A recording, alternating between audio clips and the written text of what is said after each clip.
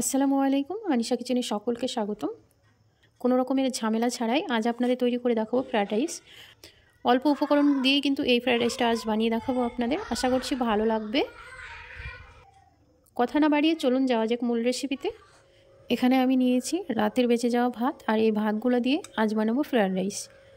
আমরা কিন্তু অনেক সময়তে বেশি করে ভাত রান্না করে ফেলি, তো ওই ভাতগুলো নষ্ট না করে ফ্রায়েড রাইস বানিয়ে নিতে পারি, সেটা কিন্তু রাতে ডিনারের জন্য হয়ে যাবে। প্রথমে আমি গ্যাস জ্বালিয়ে কড়াই বসিয়ে দিয়েছি। এখন কড়াইয়ের মধ্যে দিয়ে দিলাম বাটারটা একটু গলিয়ে নেব। এবার আমি এর মধ্যে দিয়ে দেবো আদা রসুন কুচি। আদা রসুনটাকে একটু ভেজে নেব। আদা রসুন ভাজা হয়ে গিয়েছে। এখন দিয়ে দেবো চিকেন। আর আমি একটু চিকেন নিয়েছি, আর চিকেনটাকে ছোট ছোট টুকরো করে কেটে নিয়েছি। চিকেনটাকে এবার ভেজে নেব। চিকেনের মধ্যে দিয়ে দেবো গোলমরিচের গুঁড়ো, স্বাদ মতো লবণ, একটু সয়া সস। এবার চিকেনটাকে ভালো করে রান্না করে নেব।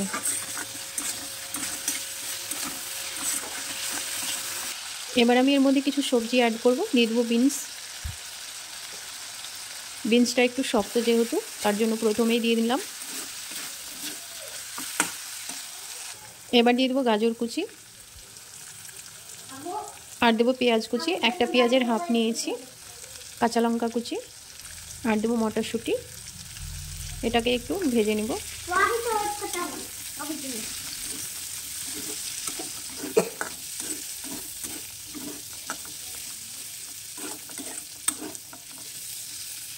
আর দেবো ক্যাপসিকাম কুচি,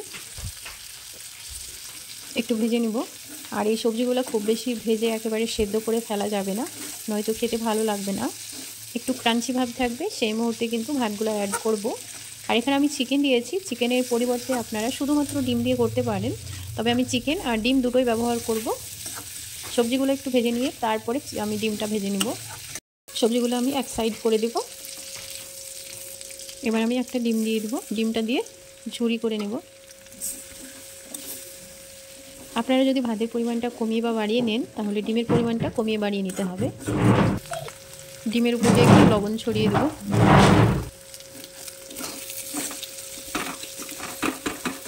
ডিমটাকে এভাবে করে নেড়ে ঝুরি ঝুরি করে নেব। আর সবজির সঙ্গে ডিমটাকে ভালো করে একটু ভেজে নেব, নয়তো ডিমের যে একটা আস্তে গন্ধ থাকে, ওই গন্ধটা করবে।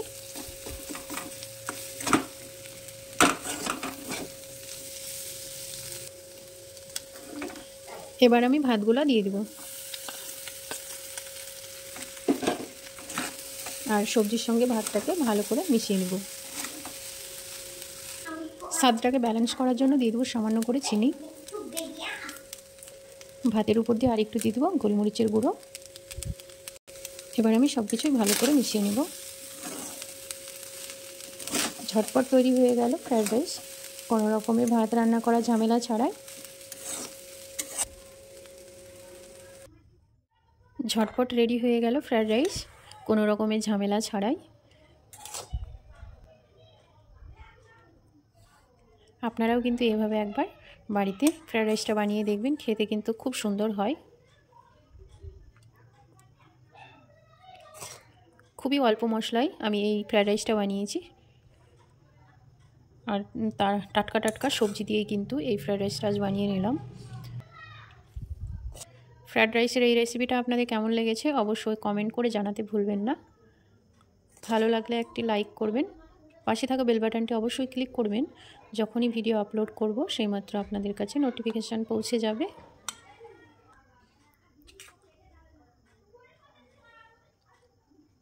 ফ্রায়েড রাইসটা খেতে কিন্তু দারুণ মজা হয়েছে।